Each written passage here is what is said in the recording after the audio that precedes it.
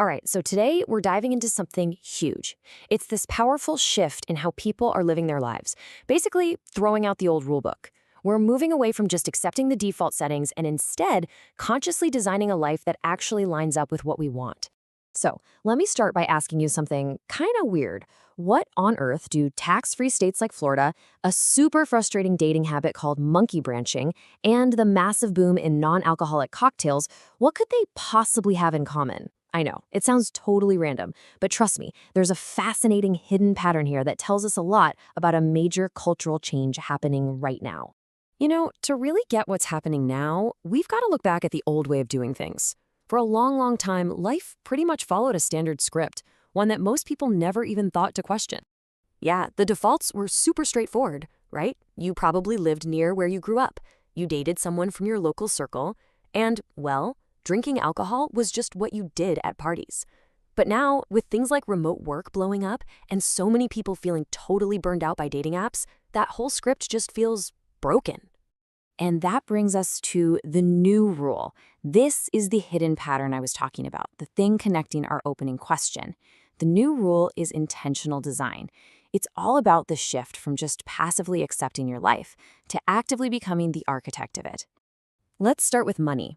We're seeing this explosion of what we can call financial intentionality.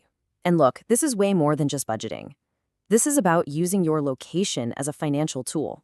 For strategists, people are very consciously choosing to set up their legal home, their domicile, in states with zero income tax, like Florida or Texas, as a strategic move to optimize their entire financial picture.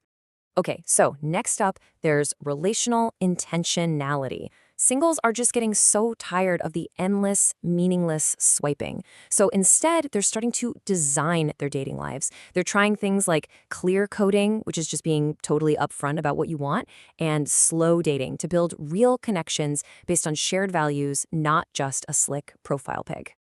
And finally, there's wellness intentionality. This is really the sober curious movement in full swing. It's about mindfully deciding what you put into your body. People are actively designing their social lives, choosing these sophisticated, functional drinks that give you a certain feeling or health benefit, but without all the downsides of alcohol. So that all sounds great, but how does it actually work? Let's get practical and start with architecting your finances. This is where strategic thinking really hits your bank account. For strategists, now, here's what's so interesting. Look at how different states are set up for this intentional lifestyle. Florida has this very established legal process, right? You file a declaration of domicile. Texas is all about making a very clear, clean break from your old high-tax state. And then you have South Dakota, which is like the speedrunner's choice. You can literally establish residency in 24 hours. See, choosing one isn't random. It's a strategic move based on what you actually need. Okay, for anyone thinking this sounds crazy complicated, let me give you the simple version. It really boils down to 3 key steps. For settlers, first, you secure a legal address and move your important stuff.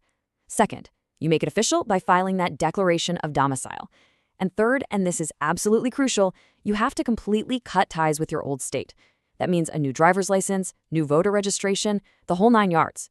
It's a clear, totally doable process.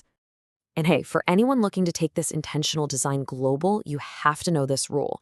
It's called the 183-day rule. It's a pretty standard international benchmark. If you spend more than half the year, that's 183 days in another country, you can suddenly become a tax resident there. And that means you might owe them taxes on your global income. So yeah, managing your calendar becomes a massive financial strategy. All right, now let's take that same architect mindset and apply it to our relationships. It turns out the same ideas of intentional design can totally transform how we connect with people. So to really get the new proactive approach, you gotta have a name for the old reactive one. So many of us have been through this, and now we know what to call it. Monkey branching. It's when someone won't let go of the relationship they're in until they have a totally secure grip on the next one.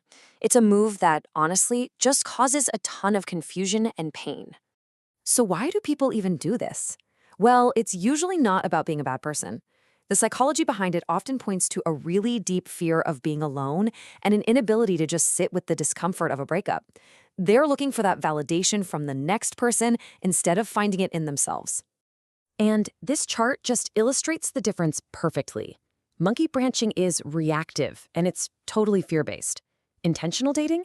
That's proactive and values-based. For strategists, it's about replacing those hidden intentions with clear coding what you're looking for right from the start. And instead of creating distrust, it builds a foundation of clarity. Just getting this distinction is a major milestone. Okay, so we've seen it in our finances, we've seen it in our relationships. Now let's pull it all together and really look at the payoff of living a life by design, not just by default. Let's land on that third pillar, wellness. Just look at this number, 49%. A recent survey found that nearly half of Americans are planning to drink less alcohol. I mean, come on, this isn't some niche health trend anymore. This is a mainstream cultural rejection of an old default. So what's filling that space? Functional beverages. These are sophisticated alternatives that are actually designed to give you a wellness benefit. They use ingredients like adaptogens to help you feel calm, or nootropics to give you more focus. This is wellness intentionality in action. You're consciously designing your social experience to match your health goals. It's a safe and practical way to socialize on your own terms. So here it is, the bottom line. Whether we're talking about where you live, who you date, or what you drink, the core question of intentional design is always the same. Does this choice, this default that I've just been accepting, does it actually align with the life I truly want to live? And that realization, that's everything. Just understanding that your location, your relationships, your well-being, that these are all things you can actively design, that is the most powerful first step you can possibly take. It's a complete mindset shift from being a passenger to being the architect of your own life. Now, this all sounds incredibly empowering, right? But it does lead to a new, maybe more advanced question. When you stop taking the defaults and you start making these conscious designs in every part of your life, how in the world do you manage all of that newfound complexity? We'll have to explore that one next time. If this touched your heart, please subscribe, like, and share it with your family. Save this for more meaningful content ahead.